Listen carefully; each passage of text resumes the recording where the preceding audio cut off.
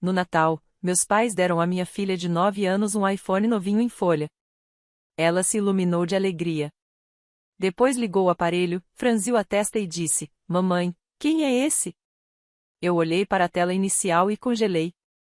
Não disse uma palavra. Mas, 2 horas depois, o marido da minha irmã estava gritando, meu pai implorava para que eu não prestasse queixa, e minha mãe permanecia completamente em silêncio. Eu não voltava àquela casa havia quase 2 anos.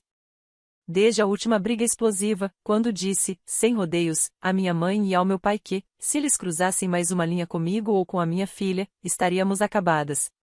Mas o tempo faz isso, alonga as lembranças, desfoca as bordas. Comecei a duvidar de mim mesma, a pensar que talvez eu tivesse exagerado. Talvez eles fossem apenas antiquados. Talvez não fosse tão sério assim. E então o Natal chegou. Eles nos convidaram no começo de dezembro. Disseram que queriam fazer algo especial este ano. Disseram que estavam trabalhando em si mesmos. E, estupidamente, eu acreditei. Eu vinha vivendo mais retraída desde o divórcio, meu ex era um desastre completamente diferente. Então, quando minha filha Harper se animou com a ideia de passar o Natal com os avós, eu cedi. Chegamos com presentes. Eu assei biscoitos do zero. Vestimos pijamas combinando. Todo aquele clima de filme Hallmark que começou, de fato, agradável.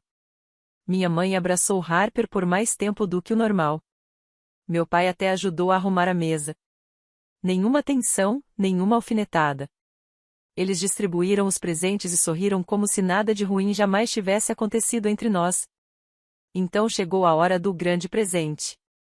Eles deixaram para o final. Uma caixinha brilhante com um laço vermelho e o nome da Harper escrito em cursiva cintilante. Ela rasgou o papel e deu um gritinho antes mesmo de o embrulho tocar o chão. Um iPhone novinho, o modelo mais recente. Era demais, sinceramente, mas ela estava radiante, abraçando-os, pulando de alegria. Eu não disse nada, apenas pensei que talvez, finalmente, eles estivessem tentando fazer um esforço. Ela ligou o aparelho. O logo da Apple apareceu e, em seguida, a tela inicial. Ela parou de sorrir. Inclinou a cabeça e olhou para mim. Mamãe, quem é esse? Eu me aproximei, confusa, pensando que talvez tivessem tirado uma selfie ou algo assim. Mas então eu vi. Era uma foto do Michael, o pai dela.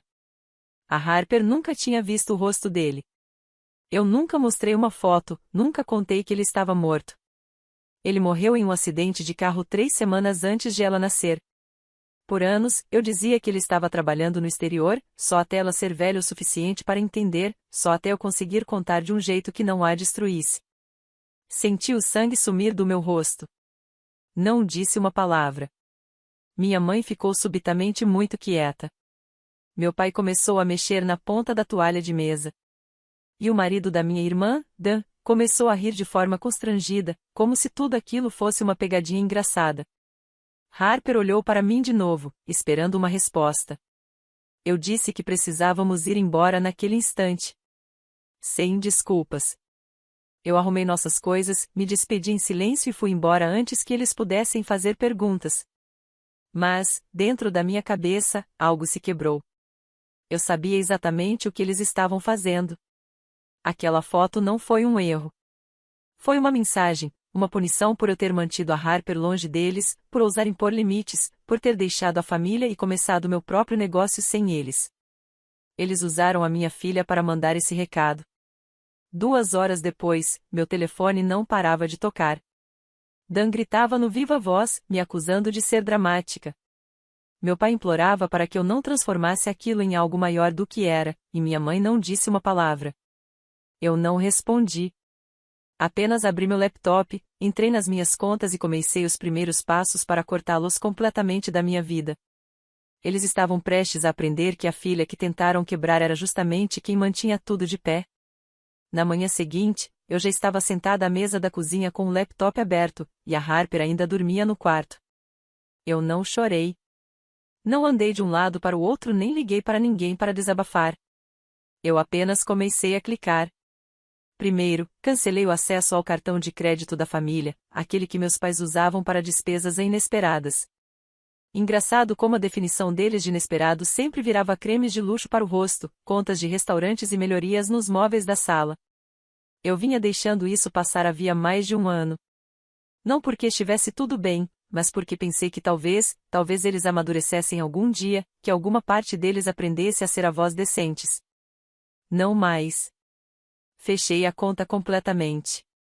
Sem aviso, sem conversa, apenas alguns cliques e ela desapareceu. Depois passei para a poupança compartilhada. Eu mantive aquela conta por motivos sentimentais, acredite se quiser. Ela foi aberta quando me casei, numa época em que eu ainda achava que éramos uma grande família. Após a morte do Michael, nunca a encerrei. Ela ficou ali, ligada a algumas coisas que eles ainda usavam, mas eu já tinha chegado ao limite. Transferi cada centavo para 2 novas contas privadas, uma no meu nome e outra no nome da Harper. Por volta das 10 da manhã, meu pai ligou 3 vezes. Eu ignorei. Depois ele mandou uma mensagem dizendo que estava na farmácia, que o cartão estava estranho, e perguntou se eu podia dar uma olhada quando tivesse um tempo. Não respondi. O silêncio da minha mãe era mais alto do que todas as ligações dele. Nenhuma palavra, nenhuma mensagem, nada. Isso significava que ela sabia. Sabia exatamente o que tinha feito com aquele telefone. Sabia que aquela foto abriria uma porta que eu mantive trancada por quase uma década, e ela queria que fosse aberta. Ela queria que a Harper olhasse para mim confusa, que perguntasse à mamãe, quem é esse, com um celular novinho nas mãos, na frente de todo mundo. Na manhã de Natal, eles queriam um momento para me quebrar, mas não conseguiram. Aquilo esclareceu tudo. Eles nunca respeitaram limites. Nunca. E agora nem mesmo respeitaram a inocência da Harper. Eles viam a Harper como uma forma de me punir, de puxar um fio na trama apertada da vida que eu tinha construído sem eles. Então, eu continuei. Em seguida, liguei para o meu contador e pedi que removesse meus pais das notificações de consultoria do negócio. Eles nunca foram parceiros oficiais, apenas nomes que eu deixei pairando ao fundo para fazê-los se sentir incluídos. 1 ou 2 vezes por ano, recebiam atualizações sobre o desempenho. Eu costumava achar que isso os deixava orgulhosos. Agora, eu via pelo que realmente era, uma alavanca que eles achavam que tinham. Acabou. Chega de relatórios trimestrais. Chega de ligações do meu pai perguntando por que nossos seguidores nas redes sociais tinham caído em determinado mês ou por que eu tinha contratado alguém novo. Pedi ao meu contador que preparasse a papelada para uma separação limpa. Eles nunca estiveram listados no conselho, mas emocionalmente ainda achavam que tinham um lugar à mesa. Não mais. Preparei panquecas para Harper e, com cuidado, contei algumas verdades. Não tudo. Não o acidente, não o funeral, apenas que o pai dela não voltaria. Que ele já tinha partido havia algum tempo. Que eu não tinha contado antes porque queria protegê-la pelo máximo de tempo possível. Ela sentiu e disse pouco. Estava mais quieta do que o normal naquele dia, e eu não forcei. Naquela noite, o Dan apareceu. Ficou do lado de fora como uma estátua, braços cruzados, debatendo se batia a porta ou ia embora. Eu saí e fechei a porta atrás de mim. Ele disse que eu estava exagerando.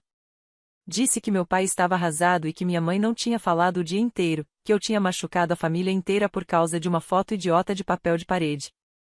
Eu fiz apenas uma pergunta: ele sabia? Ele hesitou e então admitiu que tinha visto o telefone alguns dias antes do Natal. Disse que minha mãe tinha mostrado a tela inicial e rido. Ela disse que era poético. Essa palavra de novo, poético, como se eles tivessem escrito uma tragédia para minha filha tropeçar dentro. Dan começou a levantar a voz. Disse que eu estava sendo fria, que eu tinha simplesmente cortado a rede de segurança financeira deles e ido embora como se não significasse nada. Ele estava certo em uma coisa: eu fui embora. Porque eles não apenas cruzaram a linha. Eles a arrancaram do chão e desenharam uma nova com sangue. Depois que ele foi embora, sentei no sofá e encarei o último presente ainda fechado debaixo da árvore. Era para mim, deles. Ainda embrulhado em papel dourado, com meu nome em letra cursiva numa etiqueta que dizia: ainda temos orgulho de você. Eu não tinha tocado nele, mas agora comecei a me perguntar o que eles tinham colocado ali dentro. Mas, conhecendo-os, o Natal não era a única coisa que eles tinham planejado. Esperei até a Harper adormecer. O presente estava ali desde a manhã de Natal, embrulhado em papel dourado metálico, com meu nome escrito em uma cursiva perfeita. Eu não tinha tocado nele, nem sequer olhado direito. Depois de tudo que fizeram com o telefone da Harper, eu não confiava em nada que viesse deles. Mas havia algo na forma como eles deixaram o presente ali, como se fosse o grande final da pequena e distorcida encenação de Natal deles, que me fez querer saber o que realmente estavam tentando dizer. Sentei no chão da sala, com a casa em completo silêncio. Nem acendi as luzes. Apenas abri devagar, quase como se estivesse desarmando uma bomba. Dentro havia uma moldura. No começo, não reconheci a foto. Parecia impressa profissionalmente, limpa, brilhante. Então caiu a ficha. Era eu, grávida de 7 meses, ao lado do Michael, nós dois sorrindo. Aquela foto tinha sido tirada no meu chá de bebê. Lembro vagamente daquele momento. Foi uma das últimas fotos que tiramos juntos. Eu nunca compartilhei, nunca postei, e com certeza nunca dei uma cópia aos meus pais. Eles devem tê-la encontrado no antigo disco rígido do Michael. Eu o tinha deixado uma vez na casa deles, numa época em que ainda confiava que manteriam qualquer coisa em segurança. Colado na parte de trás da moldura havia um papel dobrado. A caligrafia da minha mãe. Para Harper, para quando ela estiver pronta para saber quem o pai dela realmente foi. Talvez até lá você também esteja pronta para contar a verdade. Era isso. Só isso. Curto, pesado, do jeito que só a minha mãe conseguia tornar uma frase sufocante. Aquilo não era apenas mais uma provocação. Não era agressividade passiva nem tentativa de me culpar. Era uma declaração de guerra. Eles planejaram isso. A foto no telefone não foi um erro isolado. Era parte de algo maior. O papel de parede, depois a foto emoldurada, a nota. Cada um, uma rachadura cuidadosamente calculada na versão da realidade que eu criei para proteger a Harper. Eles achavam que estavam fazendo um favor a ela. Ou, mais provavelmente, não se importavam com o que isso causaria nela.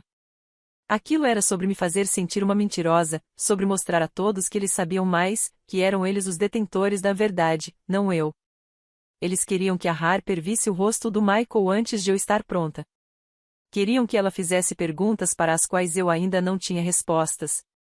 Queriam arrancar esse momento das minhas mãos e transformá-lo em deles. Deixei a moldura exatamente como estava. Não rasguei o bilhete nem joguei fora. Coloquei tudo dentro de um saco de papel, atravessei a cidade na manhã seguinte e deixei na porta da casa deles. Sem mensagem, sem bater, nada. Quando cheguei em casa, já tinha aberto uma pasta compartilhada com meu advogado. Aquilo já não era mais pessoal. Era sobre controle, legado e posse. Quando comecei meu negócio, 5 anos atrás, eu ainda estava me arrastando para fora do luto. Meus pais me emprestaram dinheiro. Não era uma quantia enorme, mas suficiente para colocar uma pequena loja online de pé. Eu paguei tudo 3 anos atrás, mas, pela forma como eles falam, parece que financiaram a minha vida inteira. Eles me apresentavam em festas como a nossa filha que toca o negócio da família. Sempre que eu ouvia isso, mordia a língua. Deixava passar. Achava que era inofensivo. Mas agora eu via tudo com clareza. Eles não estavam me apoiando. Estavam me reivindicando como propriedade. Então eu os removi oficialmente. Liguei para o banco e cancelei todo e qualquer acesso compartilhado. Enviei ao meu contador a nova estrutura da empresa, junto com a orientação de encerrar quaisquer papéis remanescentes de consultoria ou fluxos de dividendos. Corte limpo. Depois fui além. Mudei a bio da empresa, apaguei cada palavra que sugeria inspiração em raízes familiares ou amor. Reescrevi a história de origem para o que ela realmente era, construída por uma mãe solo, com nada além de luto, garra e uma filha por quem lutar. Naquela mesma tarde, recebi uma ligação do meu tio, irmão da minha mãe. Eu não falava com ele havia mais de 1 ano. Ele disse que tinha ouvido falar de problemas depois do Natal, que talvez as coisas tivessem saído do controle, que eu deveria considerar não queimar todas as pontes. Perguntei se ele sabia o que eles tinham feito. Ele fez uma pausa, falou algo vago sobre tensões familiares e mal-entendidos, e então disse: eles ainda são seus pais, Julia. Aquela frase de novo.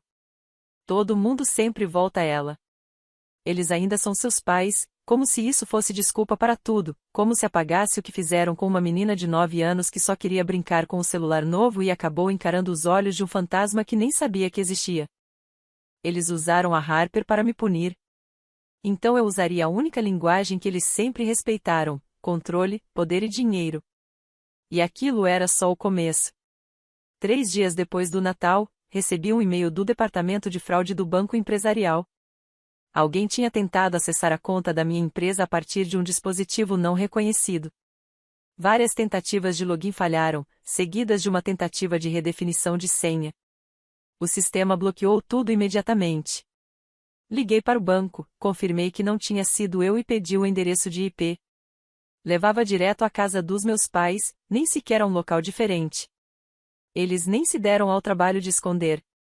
Ou foram descuidados assim, ou realmente acreditavam que ainda tinham algum direito sobre o que eu construí. De qualquer forma, eu tinha a prova agora. Salvei o e-mail, enviei diretamente para o meu advogado e pedi que adicionasse ao processo.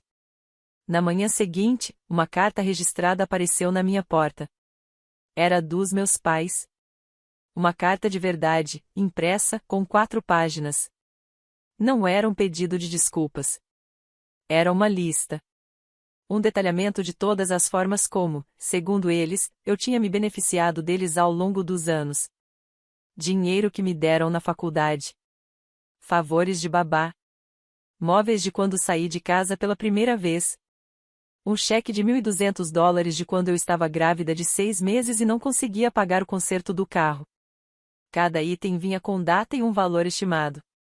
No final, eles escreveram que, considerando o sucesso da empresa, acreditavam que uma participação societária de 15% era justa. 15%. Eles estavam tentando me cobrar por eu ser filha deles. Li tudo em silêncio, dobrei a carta novamente e a coloquei na mesma pasta do alerta do banco. Aquilo já não era só sobre mim. Eles estavam deixando um rastro de papel, e eu ia permitir que continuassem. Felizmente, a Harper não fazia ideia de nada disso. Em poucos dias ela voltaria para a escola, totalmente focada na resolução de ano novo de ler um livro por semana. Ela perguntou mais uma vez sobre o celular, mas não tocou mais no assunto. Eu deixei passar. Uma conversa, por enquanto, era suficiente. Então veio a reviravolta. Recebi uma ligação da Clary, minha prima do lado da minha mãe. Não nos falávamos havia mais de um ano, e ela soava nervosa.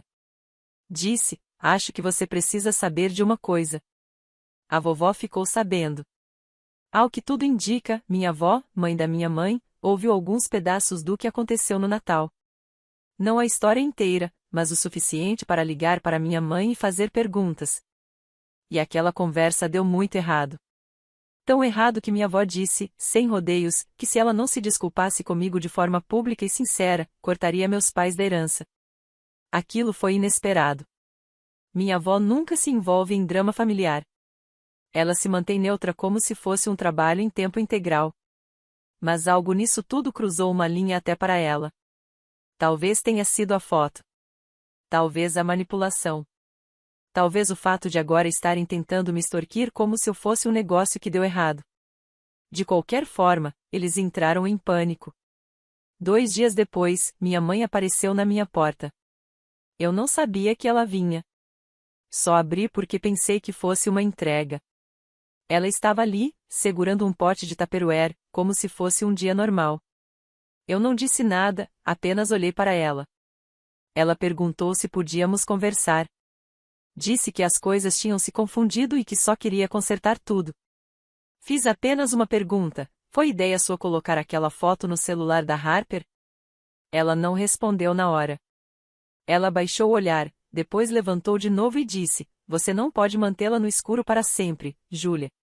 Aquilo foi tudo. Aquela era a defesa dela. Eu fechei a porta. Sem gritar, sem explicar nada, apenas fechei. Mais tarde naquela noite, recebi outra ligação. Desta vez, da Clary de novo. Ela parecia abalada. Disse que tinha ouvido algo durante uma chamada de FaceTime da família. Meus pais estavam falando sobre entrar em contato com a família do Michael. Os pais do Michael e eu não nos falávamos havia anos. Havia um histórico ali, confuso, mal resolvido. Mas se meus pais os procurassem agora, tentassem provocar algo ou distorcer a história à maneira deles, isso poderia causar problemas reais, não só emocionais, mas legais também. Eu não dormi naquela noite, porque de repente aquilo já não era mais vingança. Era uma guerra que eles nem sabiam que já tinham perdido. E eu ainda tinha uma última carta para jogar. Na manhã seguinte a saber que eles tinham ligado para a mãe do Michael, eu não falei com ninguém. Nem com a Harper, nem com a Clary, nem sequer com o meu advogado. Apenas fiquei sentada à minha mesa, encarando a parede, tentando entender que tipo de pessoa faz isso com a própria filha. Que tipo de gente ignora todos os avisos, todas as pontes queimadas, e ainda assim continua caminhando direto para o fogo como se fosse imune a ele? Então abri o laptop e comecei a trabalhar. A notificação extrajudicial não era dramática. Não era emocional. Era cirúrgica. 4 páginas de linguagem jurídica limpa, deixando claro que, a partir daquele momento, meus pais estavam proibidos de se associar publicamente a mim, a minha empresa ou a Harper em qualquer contexto promocional, pessoal ou profissional. O documento explicava, em termos muito diretos, que a empresa era minha, não familiar, não inspirada pela família, não a nossa. Qualquer tentativa de sugerir o contrário seria tratada como difamação ou fraude. Eu assinei, enviei por e-mail e senti uma pequena lasca de controle voltar ao lugar. Mas eu ainda não tinha terminado. Ainda havia uma conta. Uma conta bancária pequena, aparentemente insignificante, que eu tinha aberto anos atrás. Um resquício da época em que o negócio era apenas uma ideia, quando eu ainda acreditava que o apoio dos meus pais significava alguma coisa. Essa conta dava ao meu pai apenas acesso de visualização. Sem direito à movimentação, sem controle real, apenas visibilidade. Eu a mantive assim por anos, deixando que ele entrasse, visse os números crescerem, talvez imaginando que ainda fazia parte de tudo. Não sei por que deixei aquilo aberto por tanto tempo. Alguma parte ingênua de mim achava que ele ficaria orgulhoso.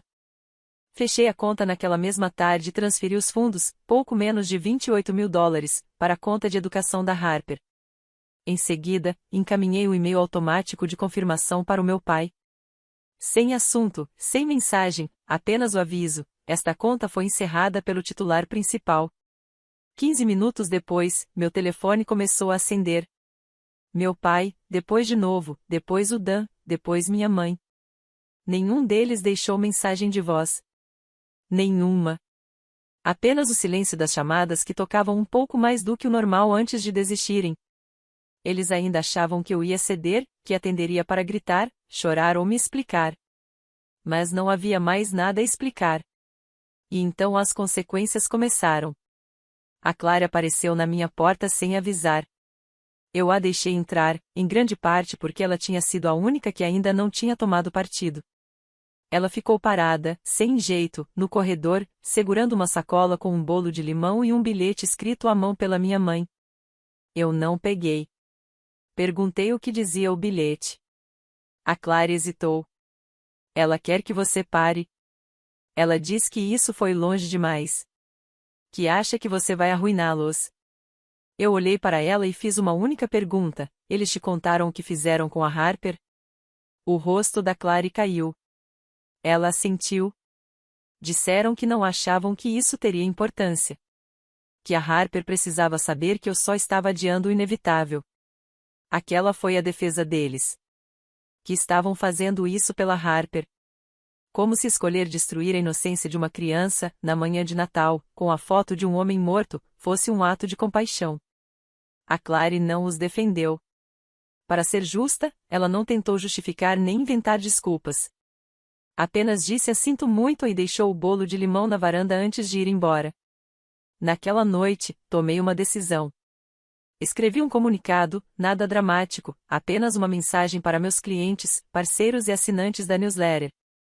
Expliquei que o negócio estava entrando em um novo capítulo e que, como parte de uma reestruturação pessoal, todas as afiliações informais anteriores estavam sendo encerradas. Não citei nomes. Não apontei dedos. Mas o subtexto era claro. Aquilo era meu. Não dos meus pais. Não a nosso. Não o produto de algum legado familiar de apoio. Apertei enviar. 24 horas depois, recebi a mensagem que me fez gelar. Não era dos meus pais. Não era do Dan, da Clary ou da mãe do Michael. Era de alguém de quem eu não tinha notícias havia quase uma década, a irmã do Michael. Ela disse que tinha ouvido falar através da mãe deles. Que havia muito barulho ultimamente envolvendo a Harper, que não sabia o que era verdade e o que não era. Mas que gostaria de conhecê-la algum dia, se eu estivesse aberta a isso. Aquilo me pegou de surpresa. Nunca fomos próximas, nunca. Mas ela também não era como a mãe deles. Tínhamos nossas diferenças, mas ela se manteve distante da confusão quando o Michael morreu. Agora, estava entrando em contato, e não com raiva, não com acusações, mas por curiosidade. Eu não sabia o que fazer com aquilo. Parte de mim queria dizer não. Outra parte se perguntava se isso poderia ser algo diferente, algo melhor, uma forma de dar a Harper alguma conexão com o pai sem que isso fosse envenenado por manipulação. Mas eu ainda não conseguia decidir, porque, enquanto eu encarava aquela mensagem, outra chegou. Um número desconhecido. Uma única frase: você vai se arrepender quando ela descobrir o que você está escondendo. Sem nome, sem continuação. E eu soube que já não era mais só sobre a foto. Meus pais ainda guardavam alguma coisa e estavam prontos para usá-la. A mensagem ficou ali no meu telefone como um pesadelo. Você vai se arrepender quando ela descobrir o que você está escondendo. Fiquei olhando para aquilo por um bom tempo. Não porque eu não soubesse o que significava, mas justamente porque sabia. Havia apenas duas coisas às quais eles poderiam estar se referindo. Uma era mais óbvia, o fato de eu ter esperado tanto tempo para contar a Harper a verdade sobre o pai dela. Mas isso eles já tinham usado. Eles já tinham jogado essa carta na manhã de Natal. O telefone, a foto, o porta-retratos, tudo aquilo foi pensado para despedaçar a versão da história que eu construí para protegê-la. Não. Aquilo era outra coisa. Algo mais profundo. Fui até a pequena caixa à prova de fogo que guardo no fundo do armário e tirei o arquivo que eu não abri havia anos. Dentro estavam os papéis do acidente, os boletins de ocorrência, cartas do seguro, o laudo da autópsia e o último testamento do Michael. Era isso. Era isso que eles queriam dizer. O testamento. Quando Michael morreu, foram meus pais que se ofereceram para ajudar com toda a papelada. Eu ainda me recuperava de uma gravidez difícil, tentando entender como criar um recém-nascido sozinha, e eles se dispuseram a cuidar da parte legal, registros, cartórios, audiências. Eu mal li qualquer coisa. Confiei neles. Mas havia uma coisa de que eu me lembrava, algo que meu advogado comentou comigo em voz baixa, um ano depois de eu ter começado o negócio. Ele disse que o seguro de vida do Michael tinha sido transferido de forma incomumente rápida. Que a abertura da conta exigirá 2 assinaturas, e uma delas era do meu pai. Naquela época, eu não fiz perguntas. Eu estava sobrecarregada, tentando sobreviver, e parecia sombrio demais cavar mais fundo. Mas agora tudo fazia sentido. Eles não tinham apenas me ajudado. Tinham se infiltrado em tudo, na empresa, no espólio, no dinheiro, no futuro da Harper. E agora que eu estava me afastando, eles entraram em pânico, se atrapalharam, ameaçaram, porque, se a Harper algum dia visse a papelada, se descobrisse que parte do que eu achava que tinha sido deixado para nós tinha sido silenciosamente desviada para contas que eu nunca soube que existiam, aquilo destruiria algo em mim. Eles sabiam disso. Mas eu já não me importava mais. Naquela noite, sentei a Harper comigo e contei tudo. Não só sobre o pai dela, mas sobre a foto, o papel de parede, o bilhete colado atrás da moldura. Expliquei da melhor forma que pude que algumas pessoas, até mesmo aquelas que deveriam nos amar mais, às vezes tentam controlar histórias que não lhes pertencem. Ela não chorou. Não disse muita coisa. Apenas me abraçou forte e perguntou se a gente podia fazer aquela viagem que eu sempre prometi, a que adiávamos todo ano desde que ela tinha 6 anos. E Yellowstone. Reservamos tudo naquela mesma noite. Na manhã seguinte, liguei para a irmã do Michael e contei a verdade sobre tudo. Disse que não sabia se a Harper estava pronta para conhecer mais da família do pai, que talvez levasse tempo. Ela não pressionou. Apenas disse, eu espero. E estarei aqui se ela algum dia quiser saber quem ele foi. E então disse algo que ficou comigo, você a protegeu. Ninguém tem o direito de dizer que isso foi errado. 3 dias depois, meus pais enviaram um último e-mail. Era diferente. Sem culpa, sem ameaças, sem reivindicações de posse ou conversas sobre participação. Apenas 4 linhas, não sabíamos de outra forma de falar com você. Entendemos que você fez sua escolha. Se mudar de ideia, estaremos aqui, mas não vamos mais incomodar. E, pela primeira vez, eu acreditei. Não porque eles tenham mudado, mas porque perceberam que tinham perdido tudo. O dinheiro, a influência, a conexão. Não houve um final dramático. Nenhum pedido de desculpas que consertasse tudo. Nenhuma reconciliação repentina, com café e abraços. Apenas o estalo silencioso e definitivo de um fio que vinha se desgastando havia anos. Às vezes, família não tem a ver com sangue. Tem a ver com limites. E meus pais me ensinaram isso da forma mais difícil. A questão é que a Harper vai crescer sabendo a verdade agora. Toda ela. E não a versão distorcida que meus pais tentaram escrever para ela, mas a verdade que importa. A mãe dela não fugiu. Não mentiu por medo. Ela a protegeu. E, quando chegou o momento, permitiu que ela visse a história inteira, por mais difícil que fosse.